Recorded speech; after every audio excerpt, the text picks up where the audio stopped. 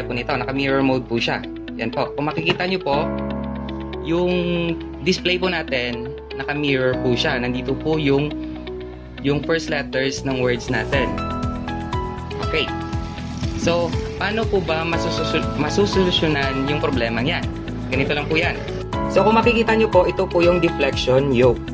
Meron po siyang 4 na wirings. Okay. So, itong red tsaka blue, ang function po nito ay para sa horizontal. Ito naman pong black tsaka white, ang function po nito ay for vertical. Saan po ba yung vertical windings sa deflection yoke natin? Ito po siya. Ito po yung vertical winding kasama yung nasa ilalim. Ayan. Tapos, ito naman po yung papuntang horizontal winding na nasa loob ng ating deflection yoke. Kung makikita nyo po, merong winding yan sa loob. Ayan po, ito po siya. Yan po ay for horizontal winding po yan. So kagaya kanina, naka-mirror mode yung display ng TV natin. So, ang gagawin po natin ay pagpapalitin po natin ng pwesto itong red tsaka blue, which is for horizontal. Kung makikita nyo po, meron naman po nakalagay dyan.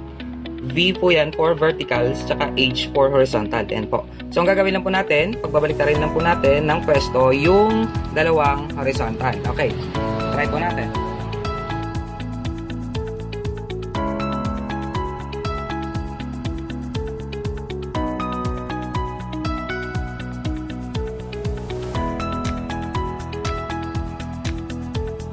Palitan po natin ng pwesto. So, ito try natin yung TV. Kung makikita nyo po, yan po.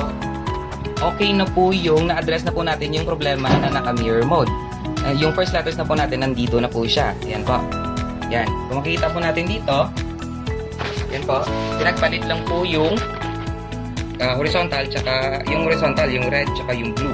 Yan po. Okay. Now, ano naman yung mangyayari sa display natin kapag nagkabaliktad yung white, tsaka black, which is ang function niya is for vertical. Okay, so try natin pagbaliktarin yung dalawang wire na para sa ating vertical.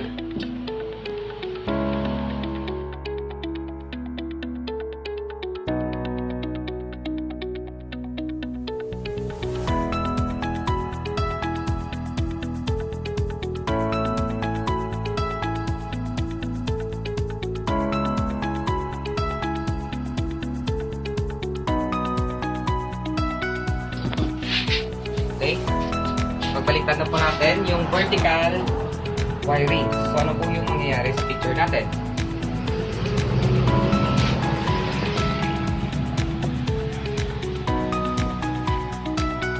Yan po, kung makikita nyo po, kapag baliktad yung vertical, yung wires ng vertical natin, upside down po yung picture. Yan po, magkabaliktad po, nasa baba po yung ulo. So, okay. So, ibabalik na po natin sa tamang posisyon yung wirings ng vertical natin. Okay. So, pagbalik lang po natin.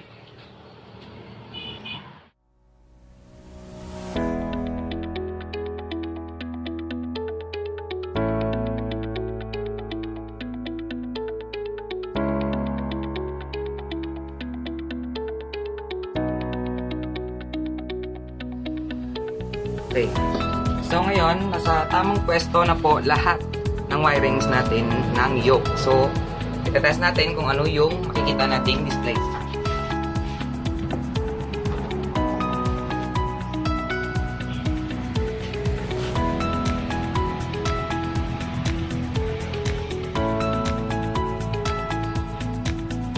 Yan po. So, kung makikita nyo po, nasa tamang lugar na yung picture natin.